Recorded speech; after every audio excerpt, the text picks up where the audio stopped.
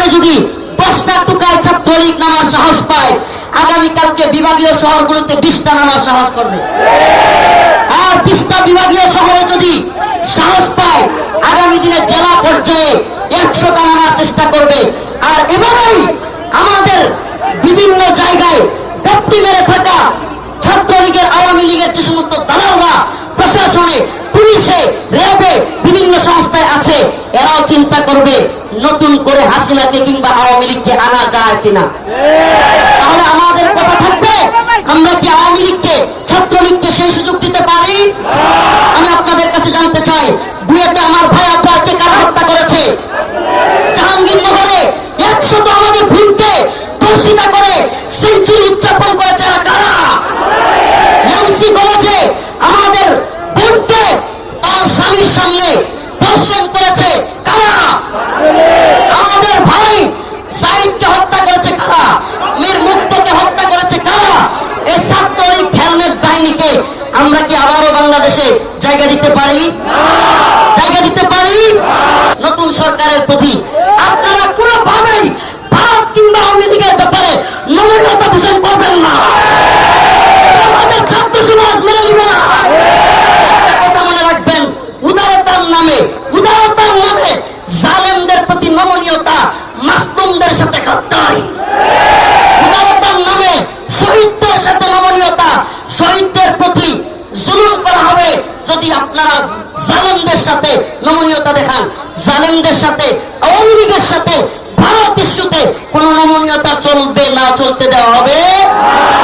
আমরা উপদেষ্টা বানাতে পারি, উপদেষ্টা ফেলতেও পারি।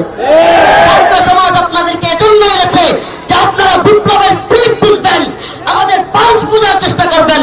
আমাদের পাঁচ ভারত বিরোধী এবং দিল্লি না ঢাকা, আপোষ না সংগ্রাম, দালালি না রাজপথ, দিয়াচিত রক্ত,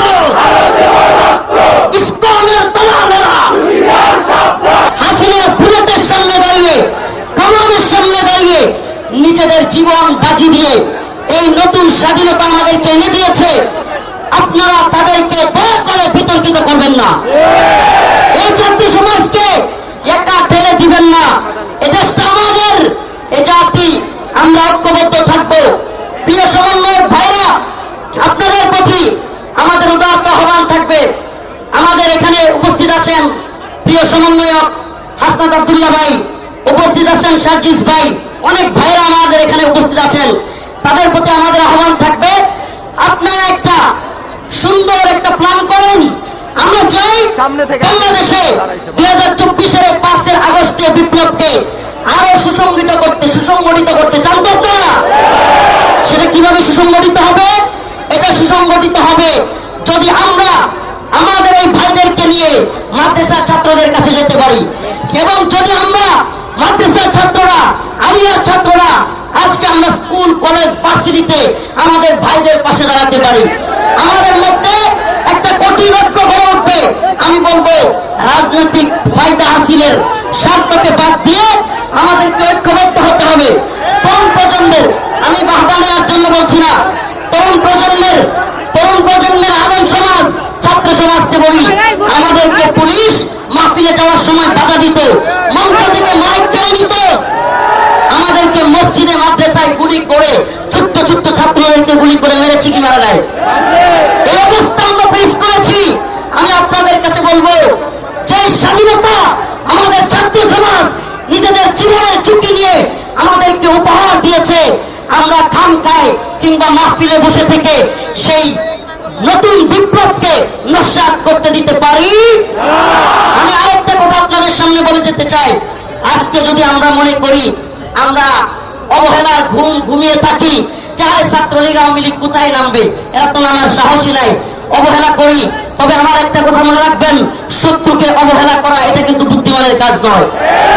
এটাও মনে রাখবেন, আজ গুলিস্তানে যদি 10টা টুকায় ছাত্রলীগ নামার সাহস পায়, আগামীকালকে বিভাগীয় শহরগুলোতে 20টা নামার সাহস করবে।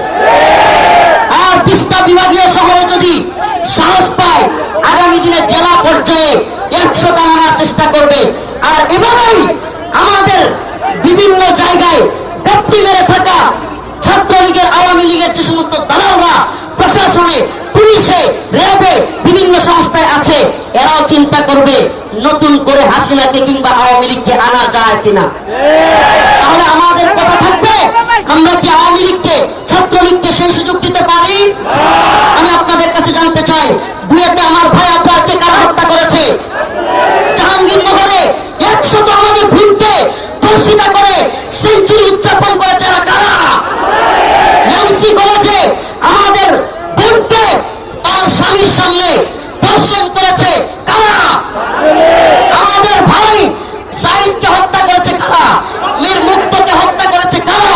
এই ছাত্রলীগ হেলমেট বাহিনীকে আমরা কি আবারও বাংলাদেশে জায়গা দিতে পারি? জায়গা দিতে পারি?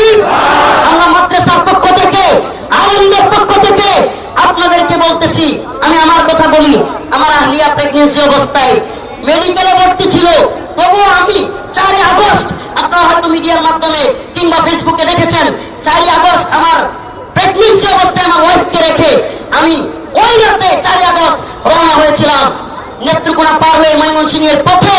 ছাত্রলীগ আমাকে লাঠি সুতা নিয়ে, হেলমেট নিয়ে, রামদা নিয়ে তাড়া করে।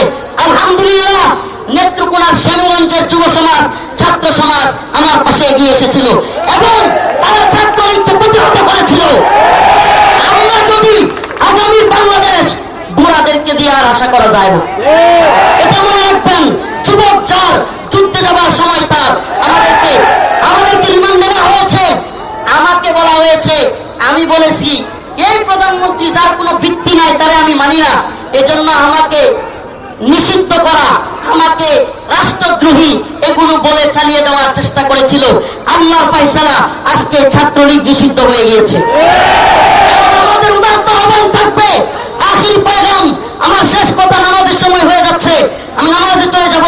শেষ কথা থাকবে নতুন সরকারের প্রতি, আপনারা শত শত আমাদের ভাইদের, শহীদের লাশের স্তূপের উপর দাঁড়িয়ে তারপরে আপনারা ক্ষমতায় এসেছেন। আপনারা জেল সেলাইয়া কিংবা একেবারে ফুর্তির মাধ্যমে কিংবা আনন্দের সাথে আসেন নাই। আপনারা কোনোভাবেই ভারত কিংবা আওয়ামী লীগের ব্যাপারে নমনীয়তা পোষণ করবেন না, আমাদের ছাত্র সমাজ মেনে নিবে না। একটা কথা মনে রাখবেন, উদারতার নামে জালেমদের প্রতি নমনীয়তা, মাসলুমদের সাথে গাদ্দারি। উদারতার নামে শহীদদের সাথে নমনীয়তা, শহীদদের প্রতি জুলুম করা হবে যদি আপনারা জালেমদের সাথে নমনীয়তা দেখান। জালেমদের সাথে, আওয়ামী লীগের সাথে, ভারত ইস্যুতে কোন নমনীয়তা চলবে না, চলতে দেওয়া হবে। আমরা উপদেষ্টা বানাতে পারি, উপদেষ্টা ফেলতেও পারি। ছাত্র সমাজ আপনাদেরকে এজন্য এনেছে যে আপনারা বিপ্লবের স্পিরিট বুঝবেন, আমাদের পালস বোঝার চেষ্টা করবেন। আমাদের পালস ভারত বিরোধী। বলেন দিল্লি না ঢাকা, আপোষ না সংগ্রাম, দালালি না রাজপথ, দিয়াচিত রক্ত, ইসলামের দালালেরা। ফাতহুল করিব। আসসালামু আলাইকুম ওয়া রাহমাতুল্লাহি ওয়া বারাকাতুহু। আচ্ছা, আমাদের মঞ্চে উপস্থিত যারা আছেন তাদের জন্য ঘোষণা যে